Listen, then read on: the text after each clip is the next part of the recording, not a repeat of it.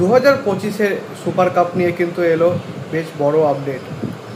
মোহনবাগান থেকে এই খেলোয়াড়কে সই করতে চাইছে কেরালা ব্লাস্টার্স। তো hello guys, welcome to channel বঙ্গেমসি বঙ্গসুন্দর ভিডিওতে আপনাদের সবাই কাগজ স্বাগত।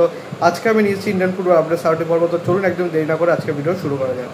সবার প্রথমেই কিন্তু জানাবো, গতকাল কিন্তু ম্যাচ ছিল চেন্নাইন বনাম নর্থ ইস্টের। সেক্ষেত্রে ম্যাচটা কিন্তু নর্থ ইস্ট 3-0 করে জিতেছেন এবং চেন্নাইন কিন্তু পরাজিত হচ্ছে, যার ফলে কিন্তু তাদের কিন্তু টপ 6-এ পৌঁছানোর চান্সেস কিন্তু একেবারেই শেষ হয়ে গেল। তারা কিন্তু কোনোভাবেই আর টপ 6-এ কোয়ালিফাই করতে পারবে না। তো আমরা কিন্তু 5টা দল পেয়ে গেছি যারা কিন্তু টপ 6-এর জন্য কোয়ালিফাই করে গিয়েছে। Mohun Bagan, FC Goa, Jamshedpur FC, north east United এবং পঞ্চম দল আর কেউ নয়, বেঙ্গালুরু এফসি। এবং ষষ্ঠ দলটা কে হবে সেটা কিন্তু আমাকে অবশ্যই কমেন্টে জানাতে ভুলবেন না। যদি জিজ্ঞেস করেন, যদি আমার মতামত জানতে চান, তাহলে আমি বলবো most probably Mumbai city FC কিন্তু ষষ্ঠ স্থানটা দখল করবে। সুপার কাপ নিয়ে কিন্তু বেশ বড় একটা আপডেট এসেছিলো। সেটা হলো, আমি কিন্তু কয়টা ভিডিও আগে যখন আমি সুপার কাপ নিয়ে কথা বলেছিলাম, তো আমি সেই ভিডিওতে কিন্তু আপনাদেরকে জানিয়েছিলাম যে এই বছরের সুপার কাপ কিন্তু গোয়াতে হতে পারে। বাট এইটাও কিন্তু আমি আপনাদের জানিয়েছিলাম যে গোয়ার সরকার তারা কিন্তু কোনোভাবেই সুপার কাপটা অনুষ্ঠিত করতে চাইছে না। এআইএফএফ এক প্রকার বলতে গেলে জোর করে তাদের উপর চাপিয়ে দিতে চাইছিল। বাট অবশেষে কিন্তু এআইএফএফের টনক নড়েছে যে যার যেই ফেডারেশনের কোনো ইচ্ছা নেই, তো তাকে দিয়ে জোর করিয়ে তো কোনোভাবে একটা টুর্নামেন্ট অর্গানাইজ করানো যেতে পারে না। তো যে কারণে কিন্তু এই বছর আবারও কিন্তু কলিঙ্গ সুপার কাপ নামে টুর্নামেন্টটা হতে চলেছে 18 থেকে 27 মার্চ, মাফ করবেন, 18 থেকে 27 এপ্রিল কিন্তু খেলা অনুষ্ঠিত হবে।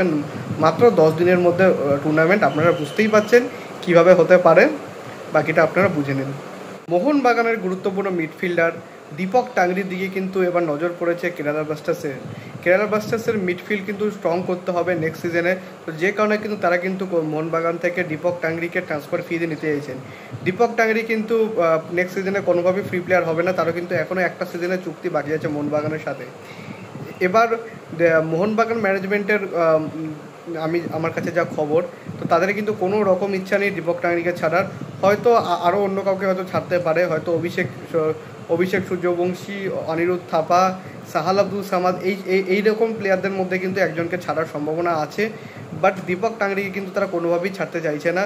এর আগেও কিন্তু একবার কেরালা ব্লাস্টার্স কিন্তু চেষ্টা করেছিল, তখন কিন্তু যখন প্রীতম কোটালকে সঙ্গে সোয়াপ ডিল করতে চেয়েছিল দীপক টাংরির, বাট ম্যানেজমেন্ট কোনোভাবে সেটা চায়নি। আর আমরা কিন্তু এবার এই সিজনে দেখতে পাচ্ছি অ্যাজ এ বেঞ্চ প্লেয়ার হিসাবে, অর্থাৎ রোটেশন ওয়াইজ দীপক টাংরি দলের জন্য কতটা গুরুত্বপূর্ণ। সো এই অবধি ছিল আজকের আপডেট ভিডিও। যদি ভিডিওটা ভালো হয়ে থাকে ভিডিওটা লাইক করবেন, চ্যানেল সাবস্ক্রাইব করে বেল আইকনটা অবশ্যই প্রেস করে দেবেন আমাদের সমস্ত ভিডিও আপডেট নোটিফিকেশন সবার আগে পাওয়ার জন্য। এছাড়া আপনারা সোশ্যাল মিডিয়া হ্যান্ডেল ফলো করতে পারেন, লিঙ্ক আমি ডিসক্রিপশনে ফার্স্ট কমেন্টে দিয়ে রাখবো। সো নেক্সট ভিডিও করে দেবেন, ছোটোখাটো কিছু আপডেট শেখানোর তার চেষ্টা করি। আর দেখা হচ্ছে পরে ভিডিওতে। আপাতত bye bye, glory man United.